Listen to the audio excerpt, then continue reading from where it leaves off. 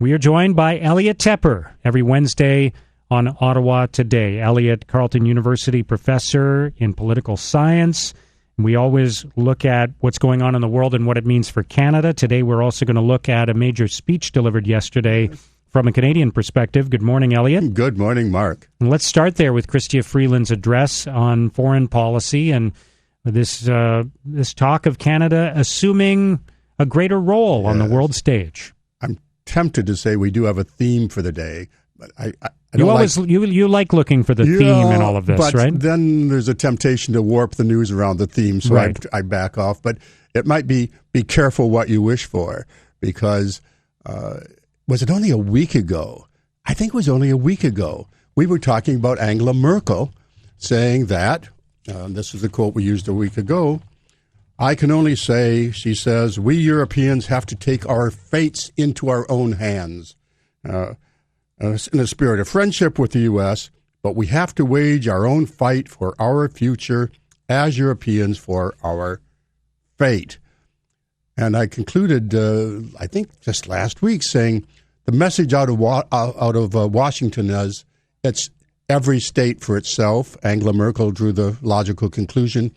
And what we saw yesterday is if that's what Donald Trump wants, well, Canada has now responded by saying, if it's every state for itself, that is a vision that we reject. It was a very bold and sharp departure. I think essentially the push has finally come to shove. We talked about this a lot, that Canada has waged a very successful, very skilled campaign to be on the right side of President-elect Trump, shockingly, and then now the president, because he was saying unkind things about NAFTA, and it was very well done, but as it turns out, it gave us comfort but not protection, because NAFTA is once again on the table. And right when NAFTA is being renegotiated, here's what our foreign minister said. The fact that our friend and ally, the U.S., has come to question the very worth of its own mantle of global leadership puts into sharper focus the need for the rest of us to set our own clear and sovereign course. For Canada, that course must be renewal, the strengthening of the post-war multilateral order. So basically, Canada has now joined Angela Merkel and others who have drawn the logical conclusion from what Donald Trump said he wanted. Every state for itself, okay, then we have to act. Now, there's a few things to add about this. First of all, we have to be clear that no matter what, this is not going to mean a separation of Canada from America, not a division from our major ally, trading partner. There's really no way to do that. There is even as much as we talk sometimes about fracturing of relations, and we sometimes micro-examine the state of Canada-U.S. relations. This is interwoven so deeply that there really is no way to suddenly extricate ourselves from a relationship with the United States or vice versa. Not only that, but this highly successful campaign to try to influence the Trump administration, which seems now to have failed, but the highly successful campaign to try has drawn together all kinds of forces in Canada and the United States, pointing out the advantages of this relationship. So 20 states have Canada as their number one trading partner. There's now a conference of governors of northern states, etc. All of that will continue to pay off. There's not going to be a separation from America, but there is indeed a break to some degree with the Trump administration right at the time when NAFTA is being renegotiated. Today, of course, we are having the defense announcement, and we anticipate that the Minister of Defense will say, yes, Canada is going to spend more on defense, and it's going to be framed in terms of yesterday's talk about Canada needing basically its own tools, including military. You know, we believe in hard power at times, and we use it. She talked about yesterday, a foreign minister. Right. But that's not really the correct frame entirely. It's not just a declaration of independence, and now we're going to have a tough, strong, independent military. It's a subtle message to Donald Trump saying, you wanted us to raise our defense spending, and we anticipate that's going to happen. So when you think of us in terms of NAFTA, remember that. Yeah. I find it fascinating to see this government in particular, which did not talk a lot about defense issues at all during the 2015 election campaign, now talking about spending more money on the military as the counterbalance to This is a bit of a hedge. It's a bit of an investment, not just in the military, but in relations with other countries. Yes, it's being framed, as I say, in terms of Canada's making a Merkel. Did I just coin that? So it's being framed in terms of Canada has to have its own capacity, but clearly this is meant to be an interoperable military and security architecture, including the United States on an ongoing basis. NORAD is still there, et cetera. But yes, the whole framing now is Canada is going to have to go it alone with our partners, maintaining the commitment to the two architectures of the world which have been so useful. The security architecture, that includes NATO. So why did she suddenly come out with this statement? Clearly the Trump lack of support for Article 5, she mentions this in her speech, was part of it, and also, of course, on the environment, which led it off. So Canada believes in the Paris Accords on the environment. The United States officially has pulled out.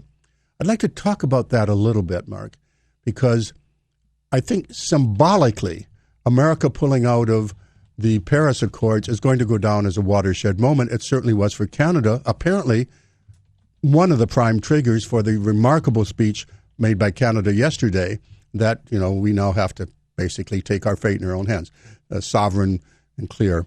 But we should also point out that it's largely symbolic, important symbolism, because America was going to pull out anyway. Scott Pruitt, the EPA, the Trump administration had already announced they were going to not be enforcing the rules. In fact, make more coal, make America great means digging more holes in the ground. And so the support base for Donald Trump is what this was all about in the United States.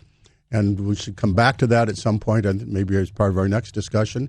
So, yeah, well, let's start moving in that direction, because we should talk about everything that's going on in Washington right now. Indeed. This is kind of we're sort of in the pregame show, the lead up to the main event, which is going to be James Comey testifying tomorrow. Wow. But today we've got news that Jeff Sessions offered his resignation at one point. It was rejected by the president. That even so, the relationship between the two is strained.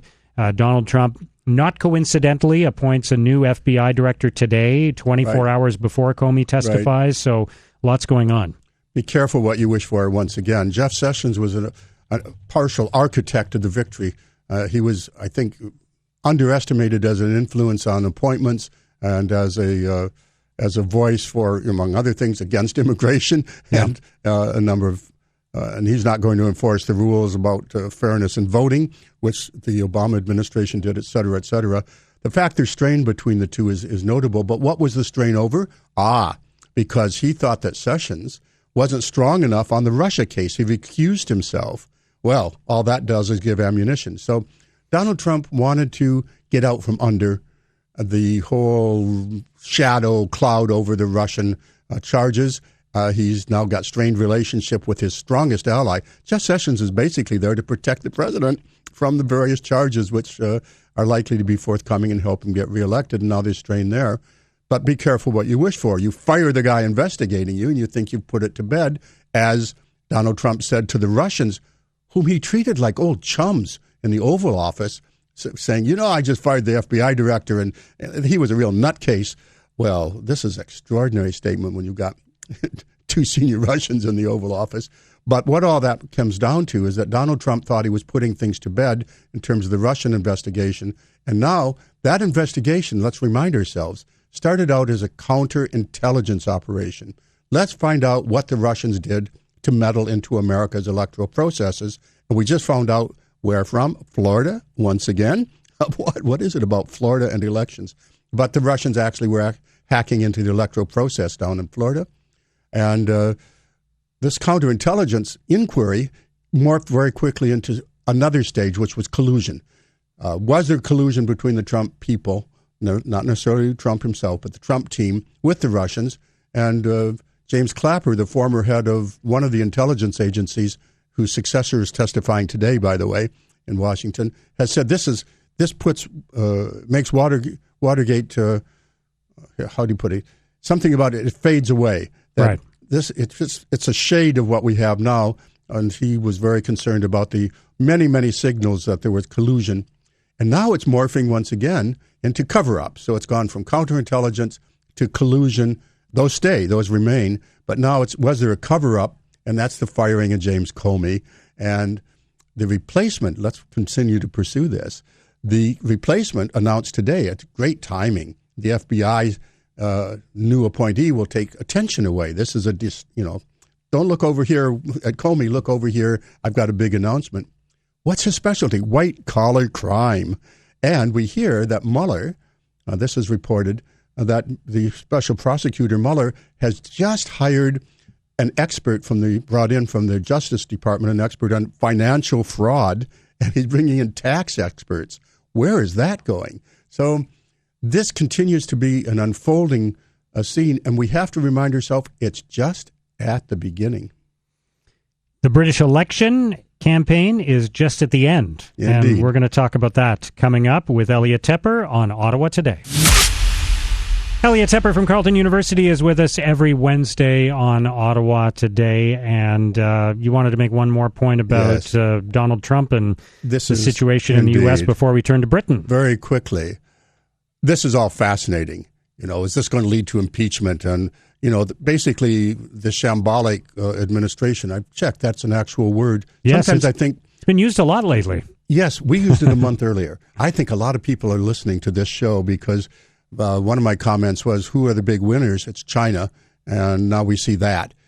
So as of this week, the rest of the world is catching up with Mark Sutcliffe and our show.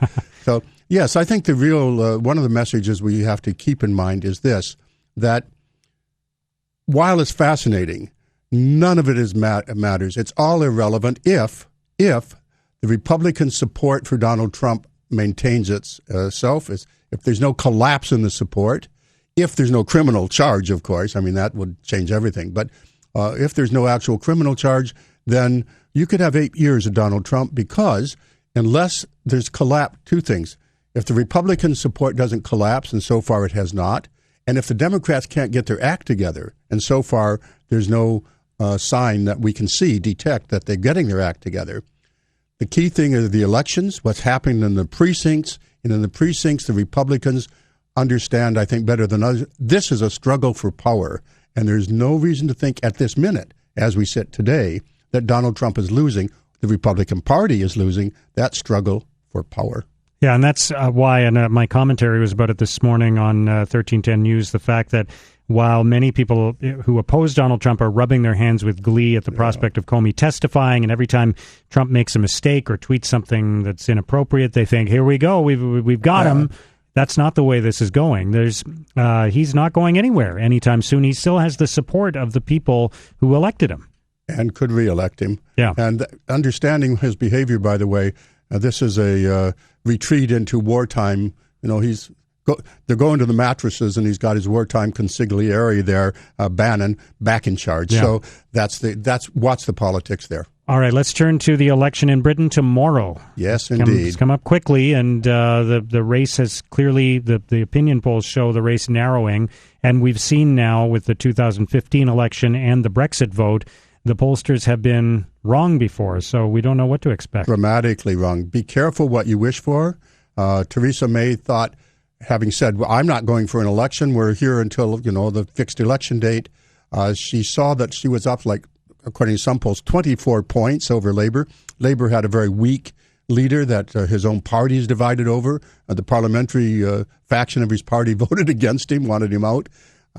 And the Liberal Democrats, who had a real opportunity here because they were the only really pro stay and let's do it all over again, stay with Europe party, with 48% of the public last time voting that way, they seem to be going nowhere. So this seemed like a great opportunity. It might be a lesson, I don't know, for a local party in power in Ottawa. Mm-hmm. Don't go for an early election. Whatever the polls say, there's a hazard to it. What we have now is an election that's not only coming down to the wire, it's not impossible that Jeremy Corbyn could become a minority or even majority prime minister because, as you point out, the elections polling, including the betting polls in Britain, have been woefully wrong. What's going on right now? Well, a few things. Theresa May has been running not a very good campaign.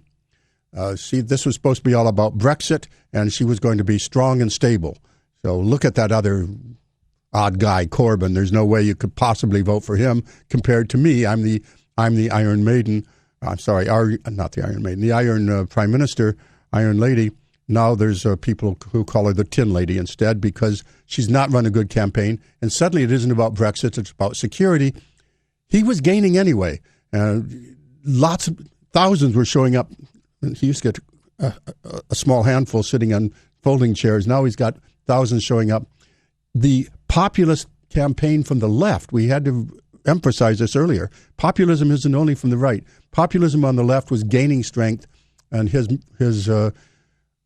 anti-elite and let's share the wealth campaign was catching on in important ways. But then came 2 terrorist incidents. So now it's about who can keep the UK safe. And that message is redounding to his benefit because he keeps pointing out Theresa May, when she was Home Minister, Interior Minister, cut 20,000 police. I'm going to put 10,000 back on the streets right away. So suddenly it's become a referendum on security, which it wasn't. And that's our situation a day in advance. I've got some comment on the polls, though. Okay, go for it.